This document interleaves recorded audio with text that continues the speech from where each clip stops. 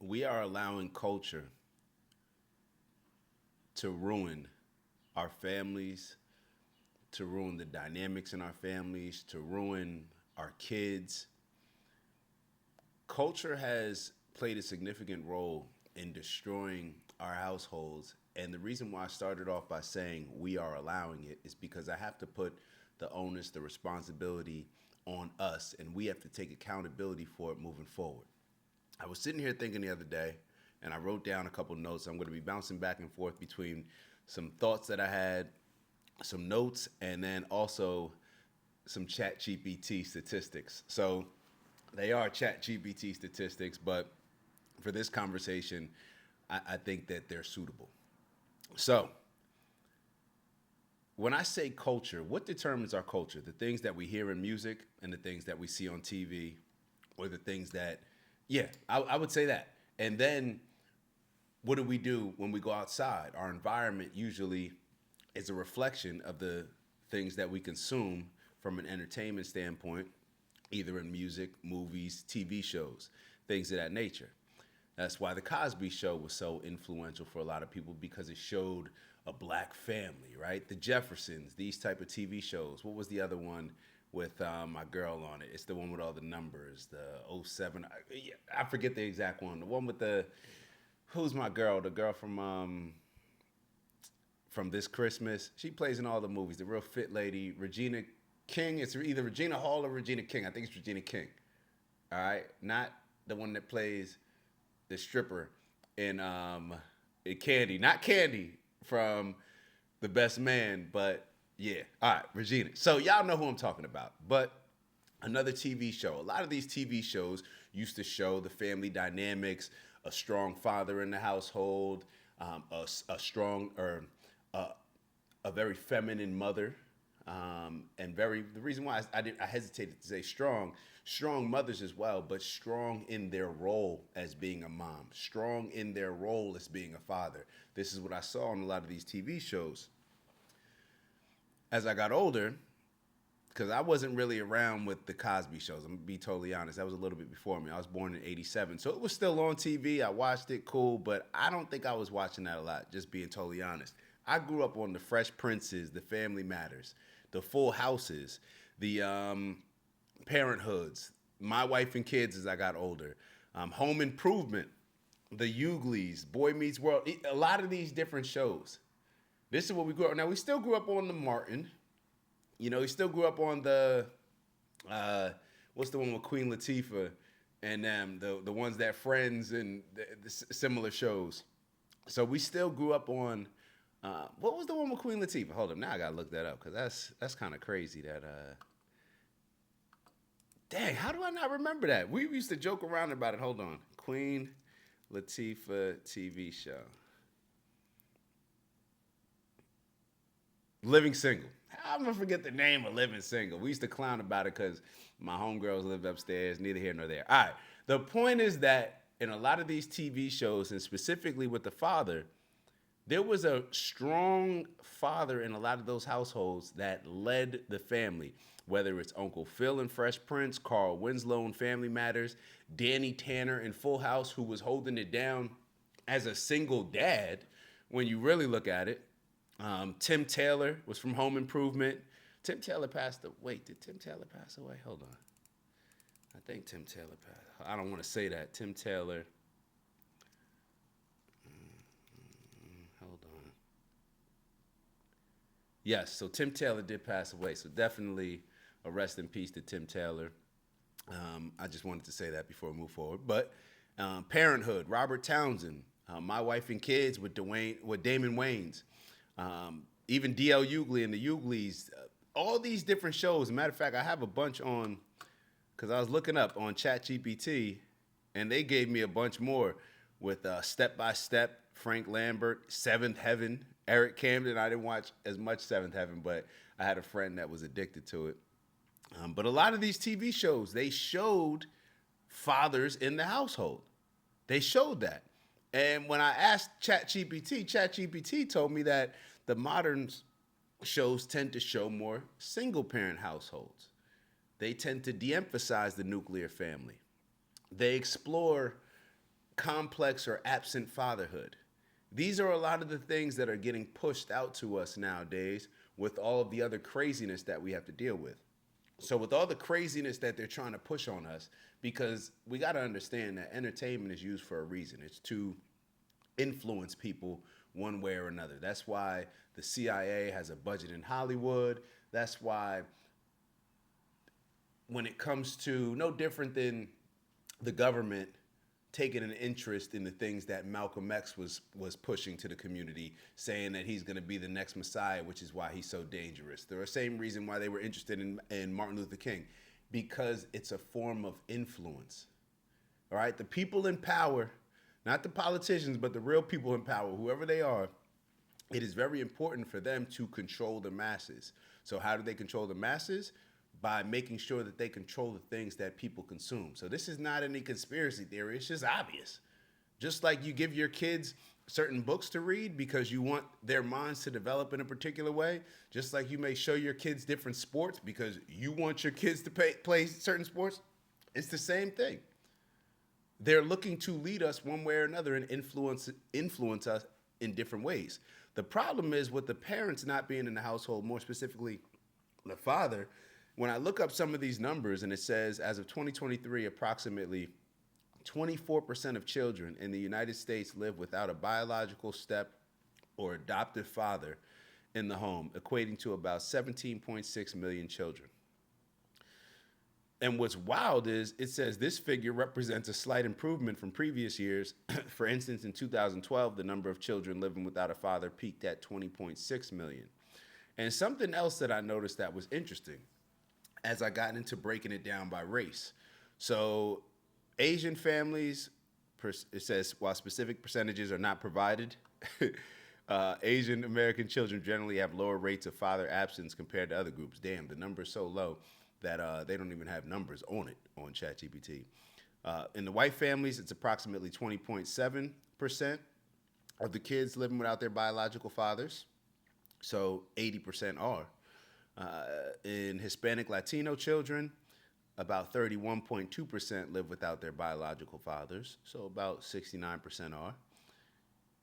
And then we get to the black, African American, whatever, where the designated word is for our people. Approximately 47.5% live without a resident father. And this marks a significant improvement from previous decades. For instance, in 1995, the rate was around 62.8%. That is insane. Let me be clear. In 1995, the rate was around 62.8%. That's of kids growing up in households without the father. Not to be confused with 62.8% of the kids growing up with the father. That means that the percentage of kids that were growing up with the father was about 37%. That's insane. And right now it's 47.5%. So even as I look at 1995, I'm just telling y'all how my brain operates. I said, I wonder why in 1995 it was so high.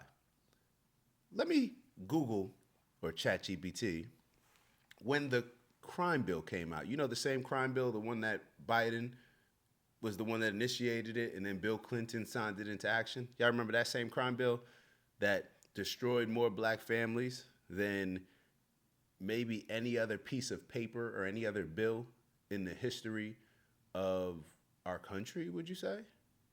I mean, you'd have to probably go back to slavery to see something else that destroyed as many black families just from one piece of paper, just from one bill. I don't want to hear about the Jim Crow stuff because Jim Crow, the numbers, it didn't, although people were living in Jim Crow ways in a Jim Crow culture that was very oppressive and very racist, the families weren't broken apart how the crime bill did. And what's the biggest issue with the crime bill? Okay, people commit a crime, they should serve time. Cool. But what they played games with when it comes to the crime bill is you're going to give this type of punishment for this same drug, right? But the hard substance, the one that the Negroes are mostly using and selling and engaged with, we'll give higher, we'll give longer prison terms for those, longer jail sentences for those prison sentences.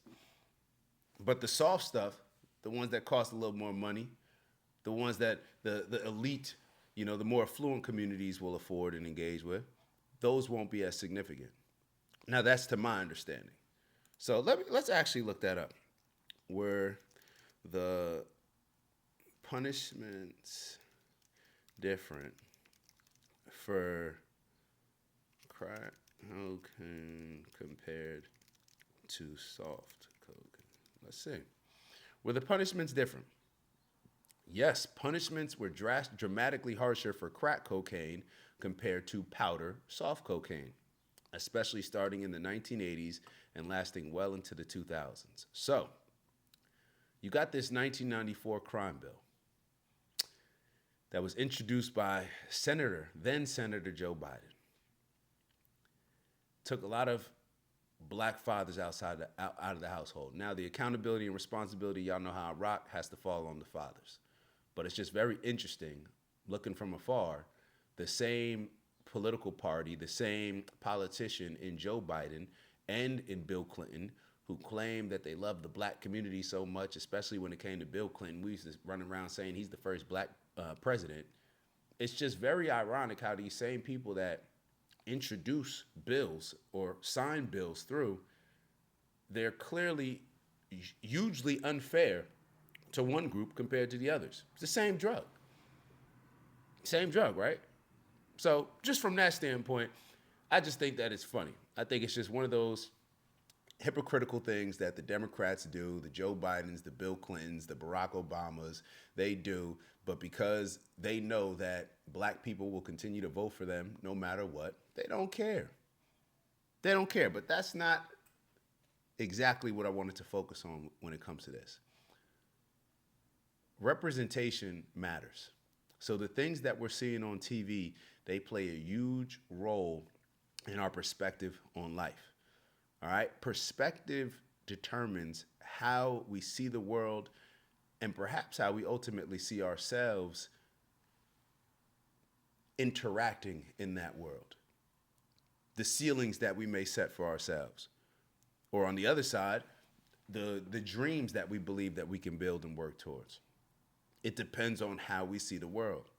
So I just think that it's one of those things where when it comes to culture and we think about the impact of the music that we consume, the TV shows that we watch, we have to be very intentional because even though we're embracing this as far as entertainment, we have to understand that we grew up with shows like Family Matters. We grew up with Fresh Prince with Uncle Phil, standing on principles, foundational values, morals. We grew up with those TV shows, grew up on the Cosbys. So we grew up with those things. So now, as we embrace entertainment, we may not understand how it's really impacting the younger generations who perhaps did not grow up with as many TV shows that were focusing on having a father and two parents in the household.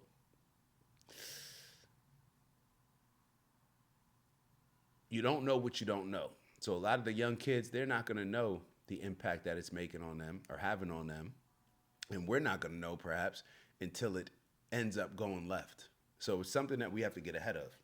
It's something that we have to use logic and understanding rather than emotion and embracing the entertainment aspect of it, but use the logic and understanding to see or to properly project how this could impact our next generations, how this could impact how we're currently seeing ourselves, how this could impact how we're showing up as parents.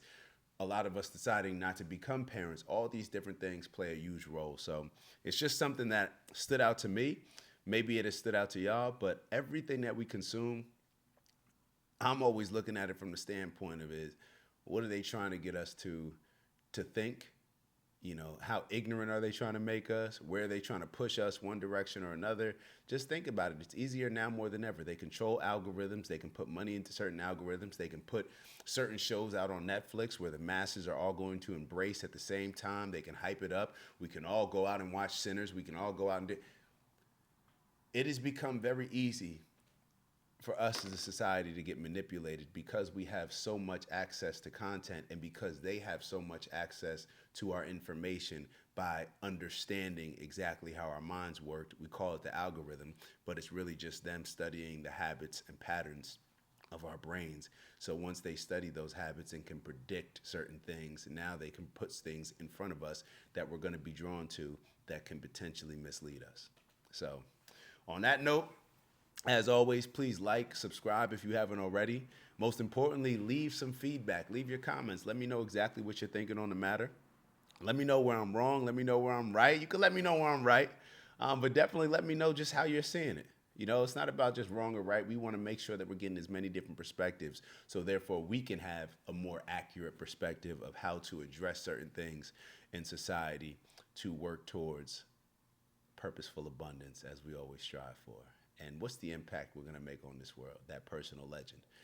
That's from The Alchemist. So with that, I'll see y'all soon. Like, subscribe, and if you're feeling real generous, share the video with some friends and family. Maybe spark up a good combo. Nice little debate that we all can grow from. On that note, I'll see y'all soon. Ew.